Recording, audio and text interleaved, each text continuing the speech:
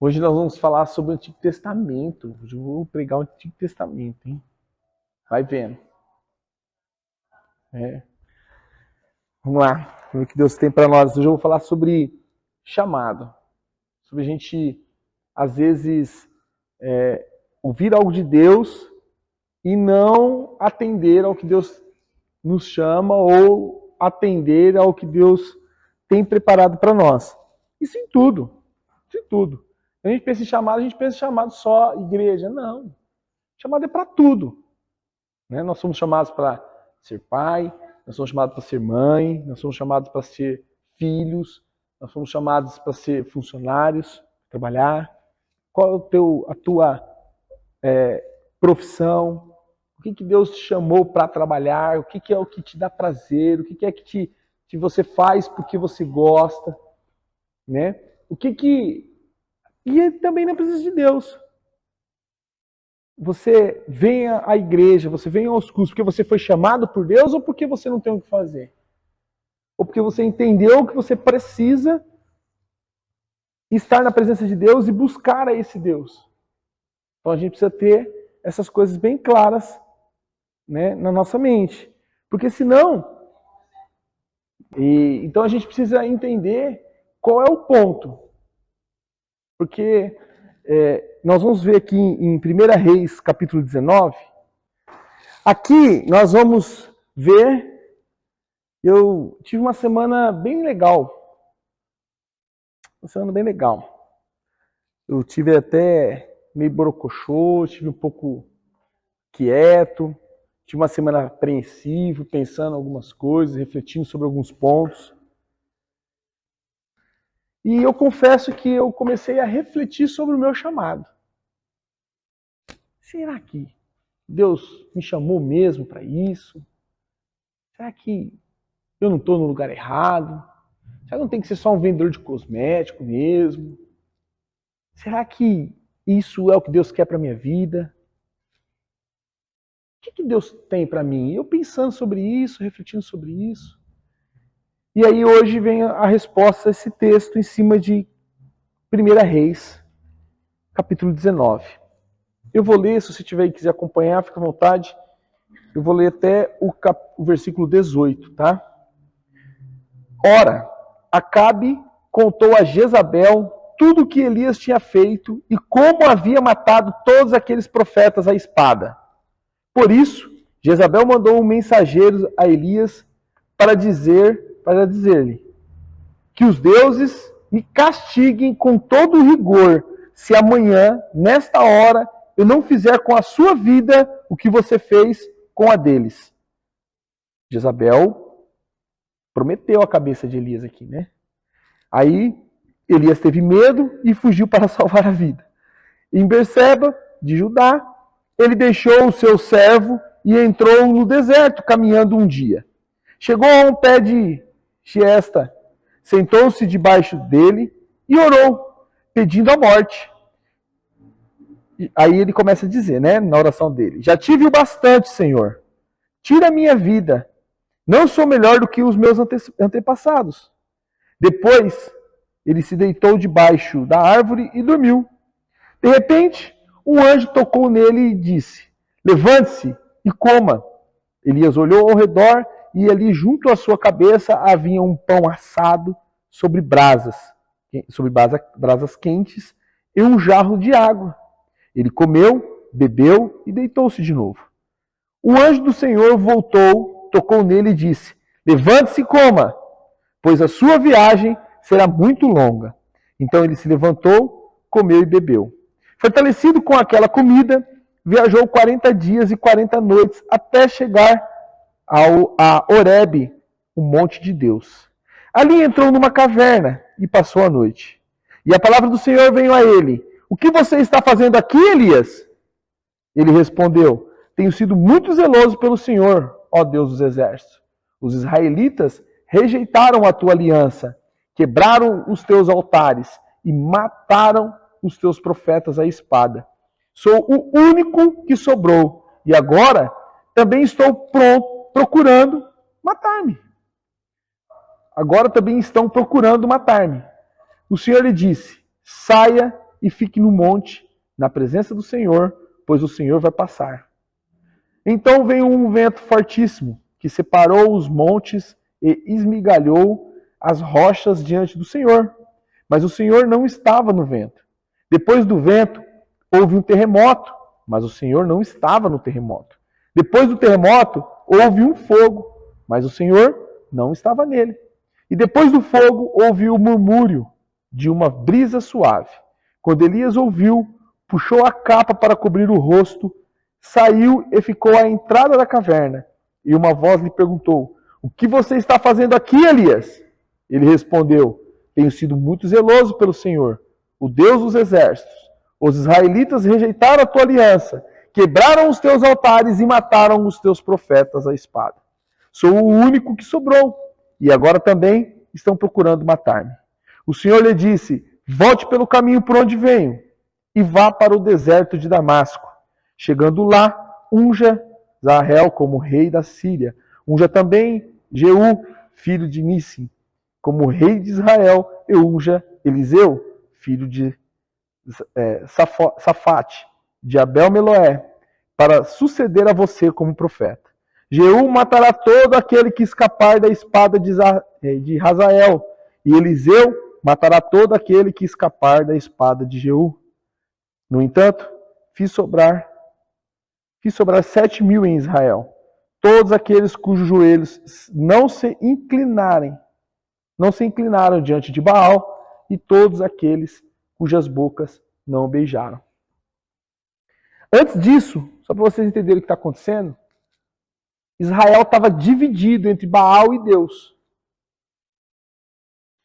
E aí Elias tinha sempre uma missão muito difícil. Ele tinha que confrontar o povo e dizer ao povo que se eles não se mudassem, não se arrependessem, ia ter tragédia. E eles iam ao inferno. Né?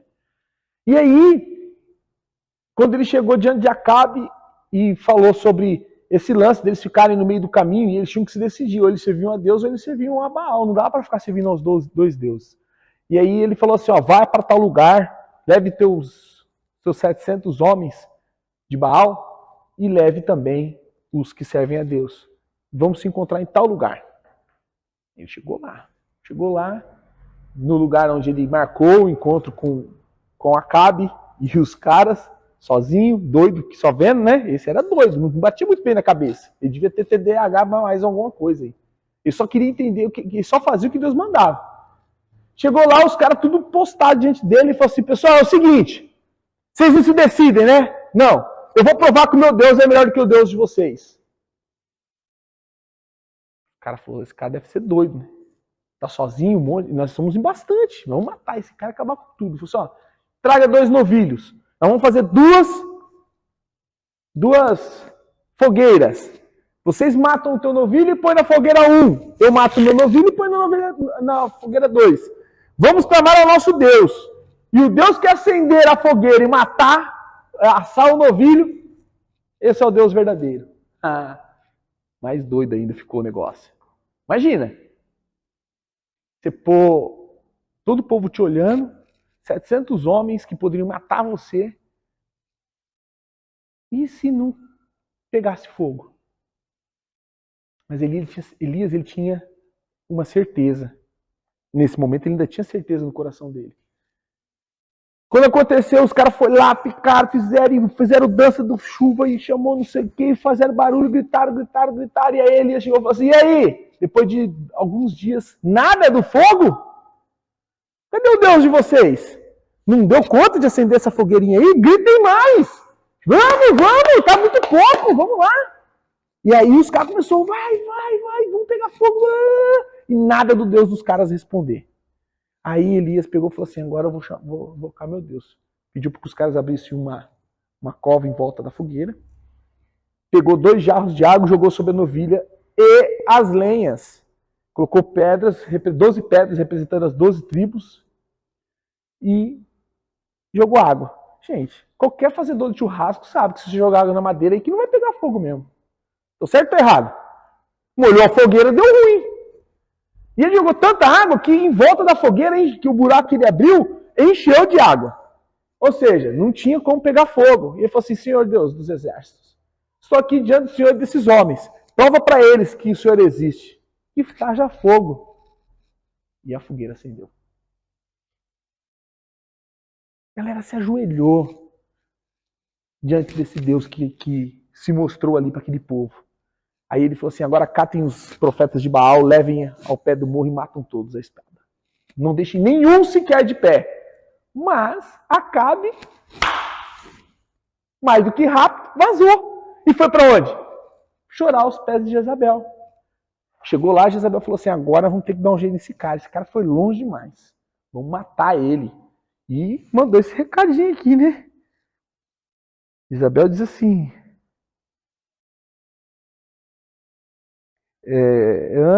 o que Elias tinha feito e como havia matado. Por isso Jezabel mandou um mensageiro e disse, que os deuses me castiguem com todo rigor, se amanhã, nesta hora, eu não fizer o que você fez com meus soldados. Ou seja, ela prometeu o cara a morte. Elias, tonto que nada, você não pode que uma mulher corra dela, né?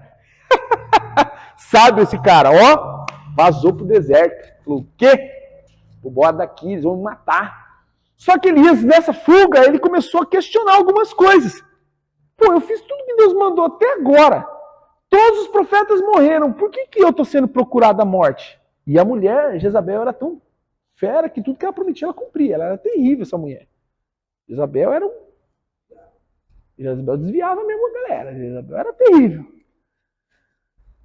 Mas aí Elias começou a entrar em crise, começou a entrar em depressão, em crise de existência. E aí Elias parou debaixo de uma árvore e começou a clamar ao Senhor. Sabe quando você para aí no meio do dia, você fala assim, Senhor, por que essas coisas acontecem comigo? Faço tudo tão direitinho, sou um cara tão zeloso com as coisas, eu nunca roubei, eu nunca matei, eu não sacanei ninguém, eu sou um cara bom, sabe? O único mal que eu tenho é que eu sou feio. E isso não é pecado, Senhor. Isso foi culpa do meu pai e da minha mãe que não me fizeram mais bonito. Isso é o único defeito que eu tenho. E por que eles estão querendo me matar? Então, já que não sirvo para mais nada e eu não sou melhor do que os meus antepassados, então tira minha vida, me mate. Elias pediu a morte. E Deus não respondeu a Elias. Deus ficou quieto. Terça, quarta, quinta, sexta. 3 dias. Deus ficou quietinho, não respondeu a ninguém. Pelo contrário, Elias foi procurar ajuda, o cara falou assim, cara, você tem que resolver o problema, não tem como sair fora. Você tem um chamado, você vai correr por quê? Fique e lute. Aí, o que aconteceu aqui? Veio um anjo primeiro falar com Elias. Elias só queria morrer. Se você ler o texto com mais calma depois, Elias só queria morte. Mas não pela mão de Jezabel, queria que Deus o levasse. Aí o anjo veio e deu comida para Elias. Imagina você, está no fim do negócio, não tem mais escapatória, Deus vem te dar uma luz para aquilo. Começa a te dar uma direção. Aí você começa a entrar em crise mais ainda. Fala assim, Deus, eu quero morrer, o Senhor está me dando comida. E o anjo fala assim, olha, a sua viagem vai ser longa. Aí Elias já falou assim, pronto, lá vem, senta que lá vem história, né? Conhecendo Deus, Deus vai me fazer, dar um bom rolê.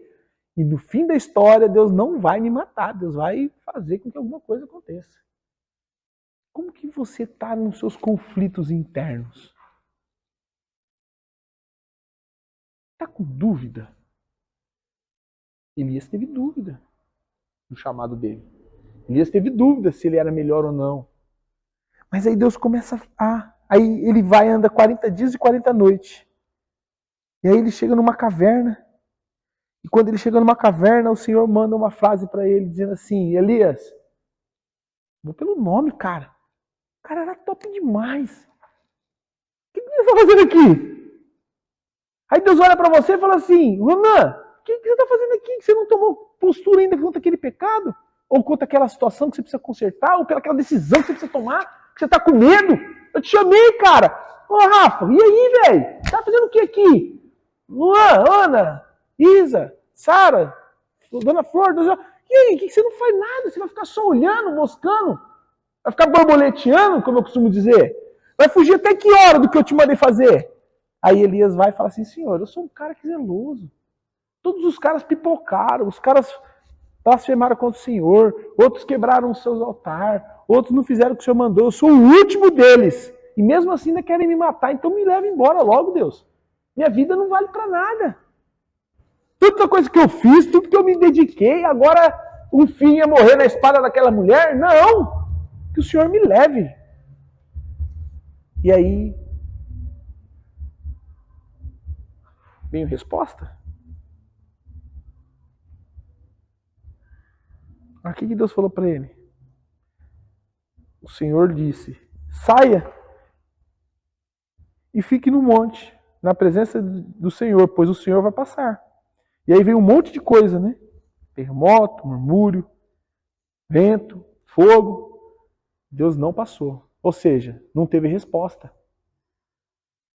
E o que Deus fala para ele de novo? Lá no versículo 15. Não. Lá no versículo 13, no finalzinho do 13. Quando passou a brisa, aí veio uma voz e perguntou de novo, o que você está fazendo aqui, Elias? Aí o que ele respondeu? Tudo a mesma coisa. Será que isso não reflete a nossa vida? Deus está perguntando, o que você está fazendo que você ainda não tomou postura do que eu chamei você para tomar? E você fala assim, Deus, mas eu fui isso, fui aquilo, fui aquilo outro, tal, mas deixa para lá isso daí. Deixa eu aqui com o meu pecadinho, deixa eu aqui com a minha postura, deixa eu aqui com a minha situação, deixa eu aqui brigando com o meu chefe do trabalho, deixa eu aqui brigando com o meu irmão, deixa eu aqui brigando com a minha mãe, deixa eu aqui... Deus, deixa eu aqui. Não vale a pena, Deus. Não vale a pena. Porque se eu fizer o que o Senhor mandou, a mulher quer me matar. Então deixa aqui. Fiz tudo que tinha que ser feito. Será que às vezes você não acha que você já fez tudo que você tinha que ser feito? Será que nós não temos a audácia de olhar para Deus e falar assim, Senhor, eu sou melhor do que os outros? Por que eu tenho que passar por isso? Sou melhor. Às vezes você está lá no trabalho, você é o mais experiente, e aí você tem que suportar uma pessoa que não sabe nada, ou uma pessoa que chegou agora, tripudiar em cima de você, você tem que respirar e ficar de boa. Ou às vezes até mesmo no relacionamento, você sabe que você está certo, que você tinha que tomar uma postura tal, e aí você às vezes tem que ficar e engolir o sapo. Porque Deus está dizendo para você assim, o que você está fazendo aqui ainda? A resposta para a morte que Elias queria está aqui, no versículo 15. Aí Deus olhou para Elias, falou justamente o contrário do que ele queria. O que fala aí no 15? Ronan, lê para nós, o que está falando no 15? Então o Senhor lhe disse, volte pelo caminho por onde veio e vá para o deserto de Damasco. Quando chegar lá, unja Azael para ser rei da Síria. Pode parar um pouquinho. Deus falou que ele tinha que amarrar numa corda e se matar? Deus falou que ia levar ele embora? Deus falou que ele estava errado? Não. Deus deu mais 3 missões para ele. Irmão, uma péssima notícia para você. Quando você tiver dúvida do teu chamado, sabe o que Deus vai fazer com você? Vai te dar mais trabalho. Deus vai te ocupar. Porque você está com a cabeça muito vazia, filho. Você está pensando besteira, né? Não está fazendo nada? Vai pregar. Volta para trás. Vai lá no deserto de Damasco e unja o fulano, ciclano e beltrano. E eu vou dizer para você o que mais. Sabe o que você vai ter que fazer? Prepare um sucessor. Porque aí depois eu vou te levar. Mas, como Elias pediu a morte, Deus matou Elias? Como que Elias? O que aconteceu com a vida de Elias? Quem que arrisca dizer como foi o fim de Elias? Quem arrisca dizer como foi o fim de Elias? Pode falar, gente. Nós não temos certo e errado aqui, não. Moisés morreu e teve briga pelo corpo dele. Vocês leram já isso na Bíblia ou não? Até morto, o demônio Satanás brigou pelo corpo de Moisés. Tem noção do quanto Satanás queria a vida desse cara? Que quando ele morreu, teve uma briga entre anjos e demônios para ver quem ia ficar com o corpo de Moisés. Davi morreu, outros morreram. E o que aconteceu com Elias? A palavra acho que diz que ele foi carruagem de fogo, né? Ele subiu com carruagem de fogo e sumiu nos céus. Foi isso que aconteceu? Foi isso, não foi? É isso que a palavra de Deus diz? Que ele foi tomado, subiu na carruagem de fogo, sumiu, e após isso Eliseu continuou o trabalho que ele tinha? Ele não morreu, gente. Não houve morte de Eliseu. Ele pediu para morrer, Deus não deixou ele morrer em momento algum. Falou, filho, tudo que você pediu, eu te dei. Você pediu para parar o céu, eu parei. Você pediu para parar a chuva, eu parei. Você pediu para chover, eu deixei. Porque vai ter um momento que Acabe teve que sair correndo, porque a chuva ia parar ele no meio do caminho. Depois disso tudo aqui, Acabe foi quase uma nuvem pequenininha, quase matou Acabe de tanta água. Para parar Acabe. Tantas coisas que Elias pediu, Deus respondeu. A única coisa que Deus não respondeu de Elias: Deus, eu quero largar meu chamado, mata eu. Esse não teve resposta. Deus falou assim, Elias, você é tão bom com você, que nem a morte você vai experimentar. Você não vai morrer, filho. Sabe qual que é o melhor de tudo? Não adianta você fugir não, cara. Deus te chamou, se posiciona. Está esperando o quê? O que você está fazendo aí sentado que ainda não fez o que Deus mandou você fazer? Ah, mais aquilo lá, mais aquele outro, mais aquela outra situação. Para de desculpa, gente. Nós não temos desculpa diante de Deus. Olha para a tua história, de onde Deus te tirou, onde Deus está te colocando, até onde Deus já te sustentou. Eu tenho certeza que se eu perguntar para cada um de vocês aqui, vocês têm testemunho de vida. Vocês falariam horas do tanto de coisa boa que Deus fez na sua vida. Tenho certeza. Certeza. Pelo pouquinho que eu conheço da história de vocês. Vocês têm histórias lindas de superação, de força interna, de determinação, a ponto de falar assim, ó, o que determina quem eu sou não é de onde eu vim, não, é para onde eu estou indo. Todos vocês. Todos vocês. Pelo pouquinho que eu conheço da vida de cada um de vocês. Todos passaram pelo fio da navalha de Jezabel. Talvez não pela morte, mas foi provado de alguma forma. E o que Deus fez? Olha onde você está. Vocês são bonitos. Vocês são viçosos. Vocês têm vigor físico. Vocês têm inteligência física e emocional. Eu vou dar um testemunho aqui rapidão. A Sara está me surpreendendo. A Sara, eu dei um desafio para ela, na verdade foi meio forçado, meio a princípio, porque ninguém parava de gerente na salgaderia, eu não conseguia um gerente que pudesse fazer as coisas acontecer, que eu precisava aumentar as vendas da salgaderia, e não tinha um gerente que pudesse fazer isso. Cada um tinha sua qualidade, um mantinha muito bem limpo, outro fazia muito bem outra coisa, mas ninguém conseguia gerenciar 3 pessoas. Ninguém conseguia gerenciar Alex, Sara e Camila. Ninguém conseguia.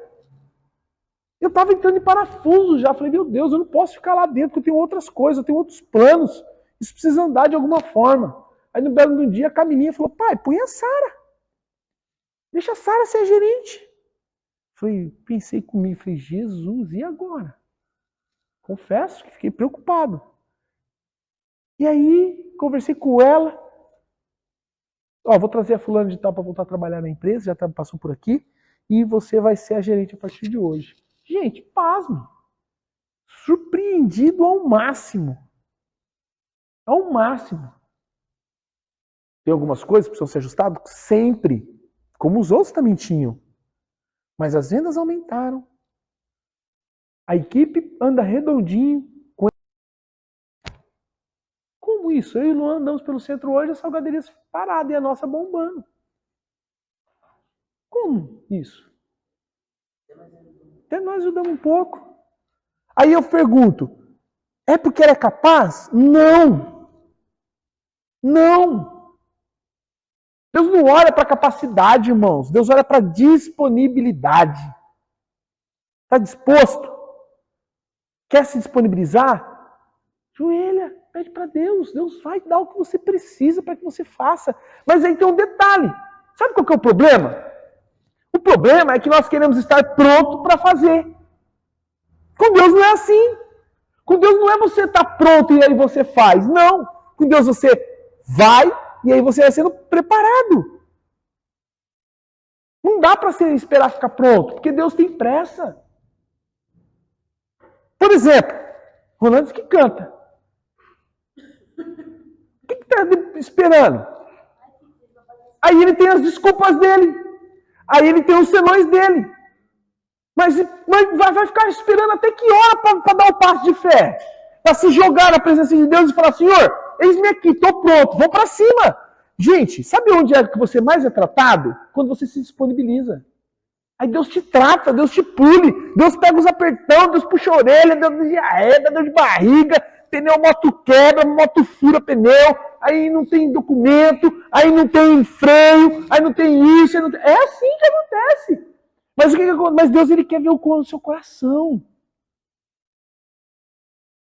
Vai esperar até que hora? Ah, mas nunca cantei no playback. Meu, ai, não, filho, vamos pra cima. E vai largando no meio do caminho os BO, vai resolvendo os BO no meio do caminho. Deus não escolhe os prontos, Deus prepara os escolhidos. É isso que vocês não entendem. Vocês acreditam mesmo que eu tenho capacidade para ser o que eu tenho sido? Gente, se vocês souberem as minhas crises para montar a palavra de sábado à noite, vocês entram em parafuso. Vocês caem da fé. Porque chega no sábado, 10 horas da manhã, não tem palavra ainda. Tem hora que eu estou aqui, não tem palavra ainda. Parado olhando para vocês. Vai começar o louvor, não tem palavra ainda. Ah, mas você é isso. Não, gente, é desculpa. É coisa que Satanás põe na cabeça das pessoas para falar que o outro é melhor do que aquele, que Deus não pode fazer com você o que faz comigo. Temos que parar de ter desculpa. Ah, mas não precisa ser nada não, irmão. Precisa se disponibilizar e Deus faz. Quando eu vim para cá, era eu, a Ana, a Sara e a Camila. E esse tambor aqui, ó. E ele tá aqui, tá aqui, ó. Não tem ciúmes, não. Porque se eu tiver aqui 10 caras que querem ser pastor, isso mostra que Deus está fazendo. O problema é se não tiver ninguém querendo servir aí, é um B.O., porque aí mostra que eu não sirvo para nada. Ah, mas eu preciso ser letrado, eu preciso ser isso e aquilo. Meu, Deus pegou Gago e fez falar diante do rei, dar de dedo na cara do rei e falar, libera o povo, você vai ter problema. Não liberou, veio praga. E voltou lá de novo. Deu de dedo no cara. E você acha que ele sabia o que ia acontecer, irmão? Não sabia. Ele tinha medo pra caramba. Moisés, o que aconteceu com José do Egito? O que aconteceu com José? José era capacitado, José era o pior, era o menor dos irmãos, era o zoado. Os caras jogaram ele dentro de um buraco e depois venderam ele pro mercado. E ele foi cair lá no palácio. E depois perdoou a família e deu do bom e do melhor para todo mundo e foi um excelente governador. Gente, Davi. Quem que foi Davi no balaio do pão? Trouxe tais os melhores. Aí trouxe um. Não é isso aí não. Traz outro. Não é isso aí não. Não é isso aí não. Ah, manda buscar. Não tem mais ninguém? Tem. Quem? Tem o Luan ainda. Mas o Luan agora tá parecendo um viking. Agora tá meio nórdico, tal, pá, punk. Ele vai assustar um pouco porque tá muito mal. Não, aí traz o Luan lá. Vamos ver qual que é do Luan. Aí quando chega o Luan lá, os caras falam assim, isso aí... Os irmãos tudo tirando onda. O Luanzinho. Para, Luanzinho. Luanzinho. E aí o cara vai falar assim, esse cara aí, põe a armadura nele. A armadura não aguenta. O nórdico não aguenta a armadura, porque a armadura é pesada demais. Aí o cara pega e fala assim, então arranca a armadura, e ele catou 3 pedrinhas e foi diante do gigante. Por que era um gigante, gente? Porque tinha uma outra, as tribos tinham homens altos. Eram homens de 2 metros de altura, enquanto o outro tinha a altura da Sara, 1,5 metro, o outro tinha 2,90 metros, 3 metros. Isso era gigante, eram homens altos, jogadores de basquete. Não eram monstros, não. Só que era uma galera treinada para guerra. Enquanto uns cuidava de pastor, um era agricultor, o outro era guerreiro. E grande, forte. Os caras matavam os caras com espirro. Porque os caras morriam de medo primeiro. Se cagava todo. E o rapazinho que tinha as experiências dele, gente, não tinha urso naquela região, tá? Não vem achando que tinha urso. Aquilo ali é metáfora. Naquela região não existia o urso nem leão, não tinha. Era uma forma de mostrar que ele defendia as ovelhas diante de todos os medos que poderiam se vir. E aí ele foi de encontro. Por quê? Porque Davi só tinha o tamanho do Deus dele, não tinha o tamanho do outro problema. Eu falei hoje para um rapaz, ele falou assim para mim, eu queria conversar com o fulano, porque o fulano deu certo, queria ser uma dica dele. Eu falei, sabe qual é a diferença de um para o outro? Eu falei, qual a diferença? Que um é doido e o outro é certinho demais. Sabe qual é a diferença do pastor que dá certo e do pastor que não dá certo? É que um é doido e o outro é quietinho demais.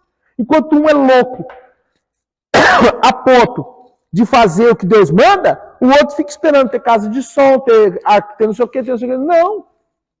Tem que pôr o pé dentro da água, filho. Vai para cima. Gente, nós temos a oportunidade de fazer um trabalho, nós temos um lugar bonito.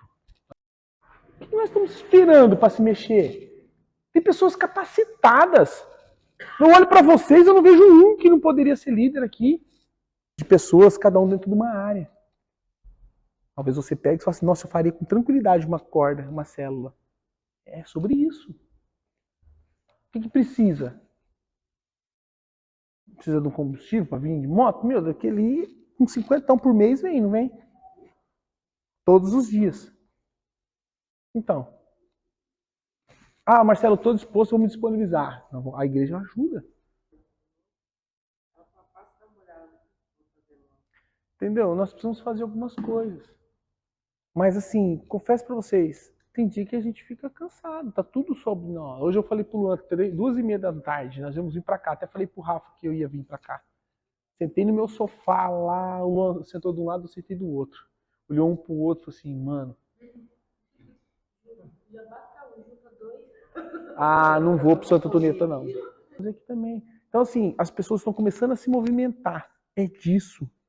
Quando Elias pensou em parar, Deus não disse para ele parar. Deus disse para ele assim, ó, você está precisando trabalhar mais. Está trabalhando pouco. Vamos, filho, levanta e anda. Está esperando o quê? O que você está fazendo aqui?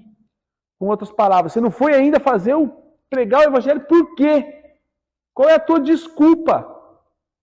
Nós somos indesculpáveis na presença de Deus, irmãos, porque é muito fácil falar de Deus. É só você falar do que Deus faz na sua vida. Estou falando do que Deus falou comigo hoje de manhã. É isso. Mas aí nós não lemos Bíblia, nós não lemos livros, nós não estudamos, nós somos mais preguiçosos, aí não tem conteúdo mesmo. Ah, mas por que você... Porque eu tenho buscado cada vez mais conteúdo. Estou numa luta lascada para ler os livros, mas eu estou lendo, cada dia eu leio lá uma página.